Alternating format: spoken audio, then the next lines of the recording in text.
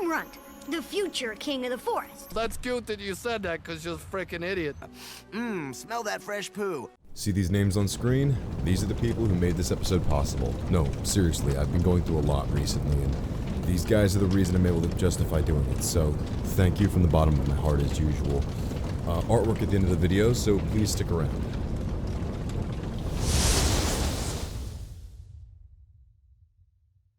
But my family, they finally found me in a bed of my own creation, saturated with kerosene.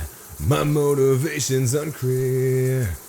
I hope that they don't blame themselves, but Jesus, Oh, well, what's this? Woman, I am naked! You think I give a fuck? Why are you in my shower? I sent you a text like a month ago. I said I wanted to do a review together. Yeah, and I said I work alone. I'm like Batman, I don't wear underpants. You don't wear much of anything, do you?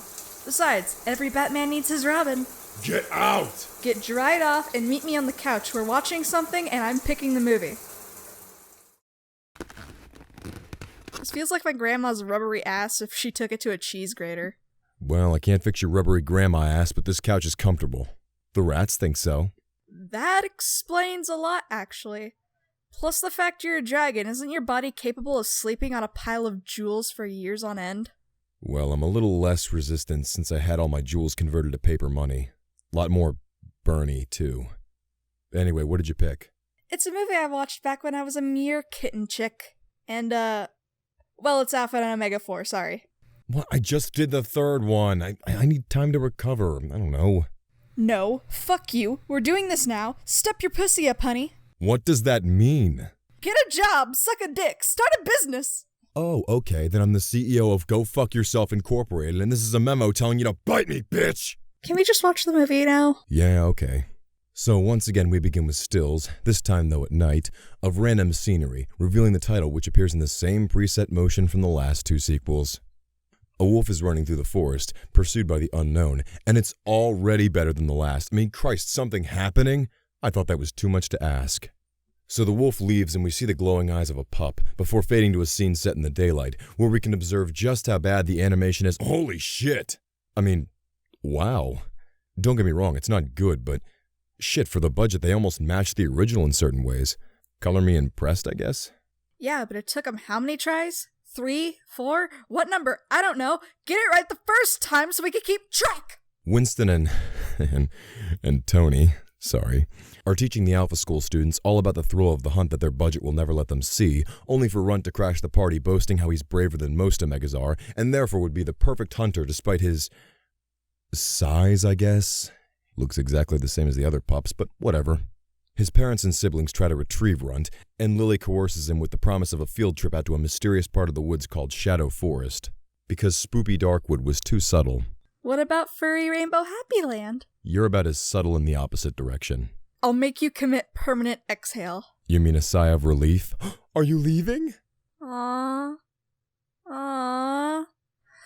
Aww. What the fuck? Fine, you can stay, you mutant house cat.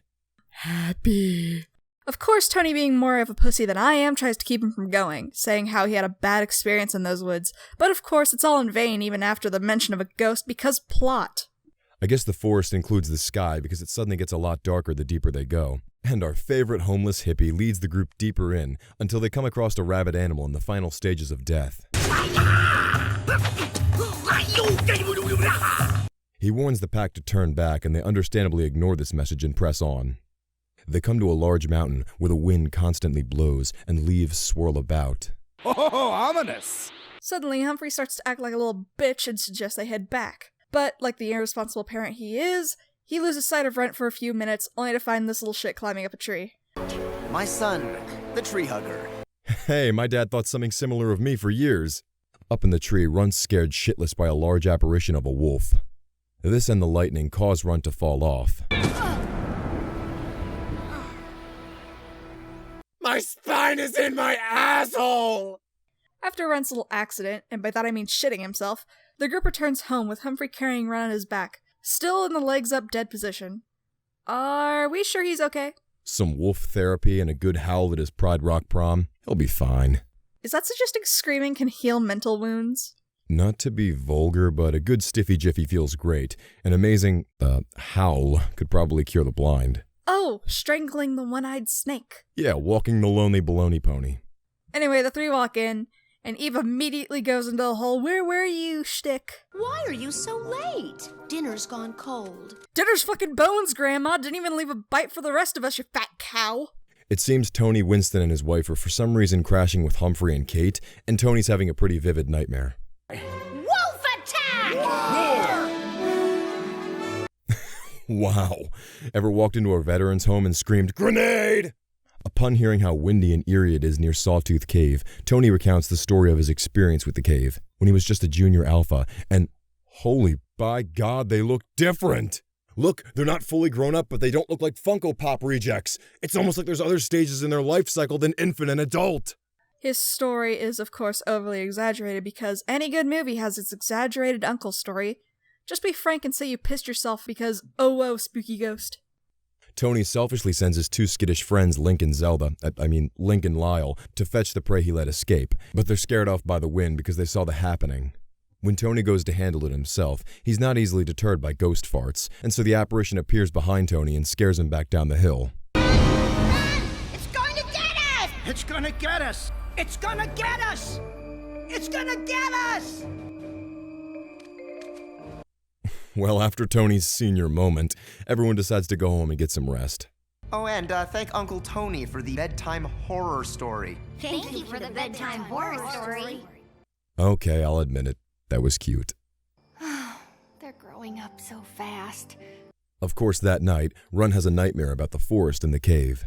He vows to face his fear and enlists his brother and sister's help to do it.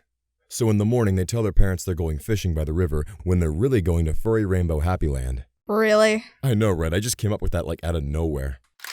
Where the hell did you get that? I've been using it to flick the bean. You use that to make chili? Upon entering the forest, they come across two porcupines with attitude. Identify yourselves. Identify your smurf. Ugh, puns, really? Well, one of these is just Agnes, but I guess they forgot the last movie happened, not that I blame them. So these are just the Valley Girl porcupines. They get another vague warning to keep away, ignore it, and arrive at Sawtooth Cave. The spirit returns and chases them away like a ghost from Pac-Man, and they dive into a bush to escape. Which works way too well. They jump in, we hold the shot, and the ghost just gives up. It doesn't even pass by or anything. Hell, they don't even stay in the bush that long. 5 seconds at max. Looks like nobody has to get bad head today, but Stinky has somehow gotten himself lost by walking to the right. If anything happens to one, there's always a spare. Runt climbs a tree because that's all he can fucking do, and calls out Stinky's name. While he does this, he sees the eyes of a wolf in the cave. It's protecting her. How does he know it's a girl? Very observant. Can you smell the fish from all the way over there? The White Witch points down toward another reused asset, the Mud River, where Stinky is stuck on a slight incline. But they save him just in the nick of time with a tree branch. Upon returning home, the pups are scolded for their dangerous adventure in the forest. Pups, enough with that forest. Can't you stick to chasing butterflies in the valley? Or playing in front of the cave? Playing what? Oh, you could play howl. Okay, Kate, keeping the family a little close there, ain't ya? Maybe let the kids howl with non-relatives, Christ. Meanwhile, Tony bumps into the only two other adult wolves in the valley, Link and Lyle. They're wondering why Shadow Forest is still off limits if Omegas can go there. Tony the Tiger tells them it's still not safe, but the two don't give a fuck and think Tony is wrong. Humphrey and Kate stalk their children, but the pups tell them they'll be fine and to fuck off because they haven't been relevant since the first movie anyway. So the two bugger off and, oh hey Shade, your friends are here. Oh good, I'll take them both flame-grilled. Do you do that yourself? You wouldn't do that to me, would you? Nah, I usually let the Chinese restaurants handle that. And anyway, maybe I would've, but you're pretty chill, I guess. For now. But stop kneading my couch, you're fucking up my upholstery! It's shitty upholstery! So the helicopter papa and his two bird-brain friends follow their kids through the woods, but because they're incompetent, they get caught. Then the three trick Marcel and Patty into splitting up and try to confuse Marcel in the high grass. It's just like me on holiday. Since I guess Patty lost Runt, he arrives at the cave and hops across, against the protest of the wolf within. Then he finally stands up to the ghost, before getting pulled in by the white wolf. She doesn't say much, just that he needs to come back tomorrow. Because she can't tell him anything now. No, that would be too easy and make sense, and we don't want that. Oh hey, looky. Link and Lyle decided to travel back into the forest to investigate the claims of the hauntings. Here they bump into Mary-Kate and Asshole, who they proceed to piss off and piss on. Bitch 1 and Bitch 2 end up somehow accidentally chasing the two L's into the forest. But their visit doesn't last long as they're quickly chased back out by the vision of the wolf.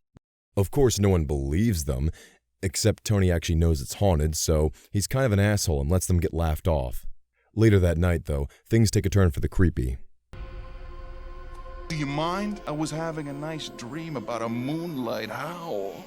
Oh my god, they're not even being subtle about it anymore.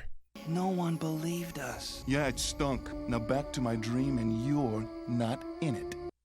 Oh, well, good to know there's still some family values. Let kids be kids, face your fears, don't fuck your brother. Such a wholesome movie. They decide to go gather some wolves and go handle this ghost situation themselves.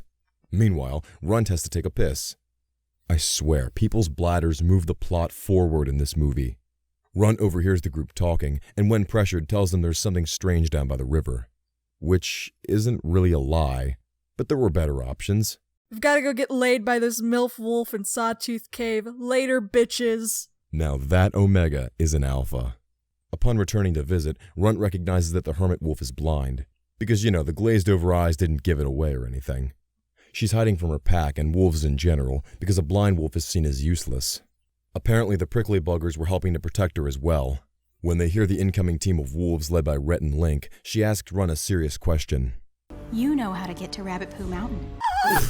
You can't be that serious. I'm talking about a pink skull rabbit. Oh, no. You give yourself too much credit. With that zoom and oh my. Oh. Even though these wolves are closing in on them. Story time. Long ago, the four nations lived together in harmony. Then, everything changed when the Fire Nation attacked. Shit, no, wrong backstory. The blind wolf named Daria tells Runt how she was seen as useless by her pack, and these two, who look like Link and Lyle, attempt to kill her. She can't possibly raise future hunters. When one of those pops is...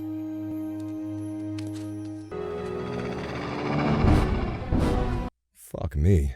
I give him some credit, that's a dark topic. She's saved, however, in the nick of time when her mother snatches her up and runs off for the forest. This leads into the opening scene from before, where the blind wolf is abandoned by her mother. She meets the porcupine here, who helps her hide from the pursuing wolves for some reason, and we cut back to the present, where very precious escape time has been wasted. As the wolves climb the rocks to investigate the cave, they're met with the ghost, who they push past only to find. No ghost. You just fucking walked past it. Who did you think was up here, Santa Claus? Oh sure, they could push past a fucking spirit apparition, but then they see two pairs of eyes and they lose their shit so bad they run out of there like me shoplifting edible cookie dough from Walmart.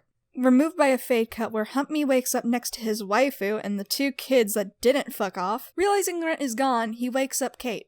Humphrey, what is it? Oh, full moon. See, they make the jokes too. Saxophone music with that look she gives Humphrey. They fucking know. Howling means private smashing, body bashing, monster mashing, butt sex. They're as open as every relationship I've ever been in. Humphrey has to then point out to Kate that Rent is missing. How responsible, since according to Humphrey's pa, he's supposed to be in front of her fucking face. Mother of the Year runs off to get her sister Lily and rally a search party because he couldn't have just stepped outside to pee. Back in Furry Rainbow Happy Land, Runt finds that he's wandered into the Evil Dead. I'm sure a tree rape scene is coming, I just don't think I'm prepared for it. Well, since they can't get through the forest, they decide it's a good idea to go over the rocks. They do manage to get across the chasm. However, we're quickly thrown back to our great mother and father. And this scene just infuriates me. Even with these two being neglectful parents, they're at least trying to find Runt. And these two bitches are no fucking help, and want them to fucking beg to get any info out of them. To which Humphrey promptly does, like a little bitch. Humphrey knows a shortcut to Rabbit Poo Mountain, so they're off again to find Runt, who, along with the dude Porcupine and Daria, are all tuckered out from walking. Daria, I'll be right there. I'm not going anywhere. I adore this level of sass. Daria is now best character, which is not, saying much. Chronic the diabetic porcupine, needs a leaf to munch on and passes out on the bridge. I guess we can safely assume nothing bad is going to happen.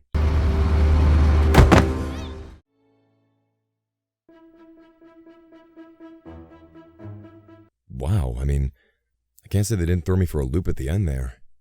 No, he saves Daria, and the porcupine narrowly avoids becoming roadkill. The next day, Runt's parents finally catch up with him, and despite dragging them all over hell in creation and putting them through the stress of not knowing whether their child was alive or dead, they happily agree without a moment's hesitation to let him continue on his way to Rabbit Poo Mountain and to interact with a different pack. When they get there, they try to ease their way into the pack and find Daria's mother.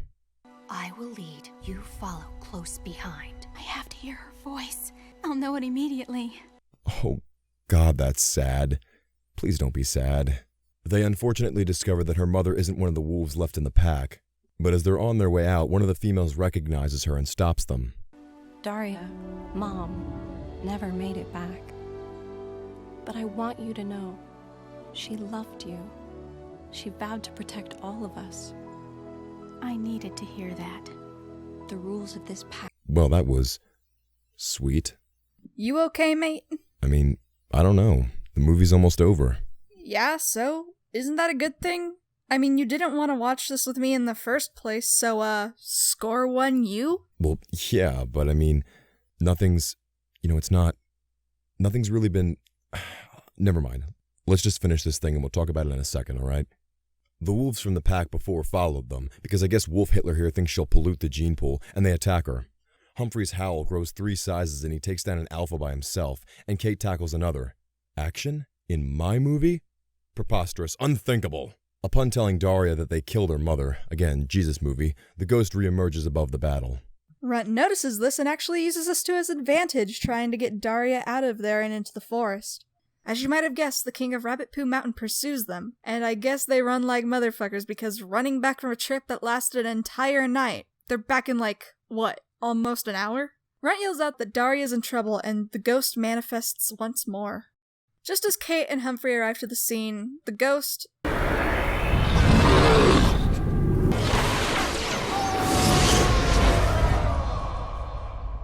Okay, either the king is dead, or he's just been sent to the 7 circles of hell. Either way, that bitch gone. Seriously, wow, they offed this dude. This movie has an official off-screen body count of 2. Daria's mom and king. Jesus. They regroup and accept Daria into their pack as one of their own, which changes the filter back to happy Spielberg hour. Of course they go into the comedic shtick of, you're still grounded. Runt, don't think we didn't notice that you were out all night. Yeah, son, way past your curfew. I'll take my licks. Wait. Licks? Wait, guys, what are you? Humphrey, no, get your nose out of there, bad dad, wolf, bad touch! And the movie finally ends with them all walking home. That was Alpha and Omega 4. So Shade, how'd you enjoy that this piece of garbo? I personally thought it was worse than the Emoji Movie if that shit was made in fucking Flash Animate. And its only voice actor was Adam Sandler. Good God, I could see every twist coming. And the fact they took Rabbit Poo Mountain so seriously in the first place made the entire experience cringeworthy. It's also like they stopped giving a fuck halfway through. I know it's fucking Alpha and Omega, but could we at least not make fucking triangles whenever we try to make the O sound with our bottom fucking lips? Well, some of that's true, but damn it, after the first 3, I just can't be mad at this one. It was at least watchable. The fuck, did you hit your head when I walked in on you in the shower? Look, I know it's not great. I'd say it's not even really that good, but compared to what the first 3, yes, including the first one, offered, and based off its incredibly small budget, this movie actually managed what the first one couldn't, keeping my attention and entertaining me, at least to some degree. It's not something I'd ever watch again, and I don't recommend it personally. In ranking the films thus far by entertainment value, this one tops the first and all the rest. So I think it's worth commending as the first movie to actually tell some kind of unique story and, keep my attention. Look, either way we're done, so none of this even fucking matters now, does it? Now you owe me a shower, and don't be stingy with the conditioner. Mama wants to be smooth and soft so that way your name makes sense. Whoa, that was never part of the deal. Any deal. Get out. It is now. Get in the tub, bitch! Oh my God! How did I not smell you before? Oh God, I'm gonna be fucking sick. Oh, what is that? What is that? Oh, I'm gonna throw up. Oh, I'm gonna throw up.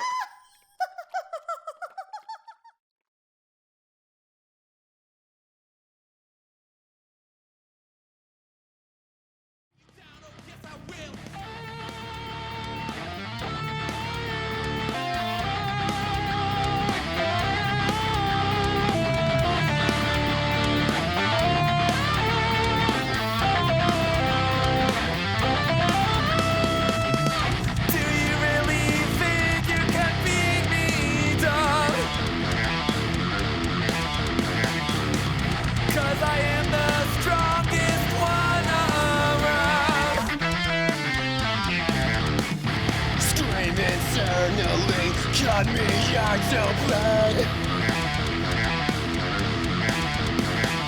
Break my every bone, I will not crawl home.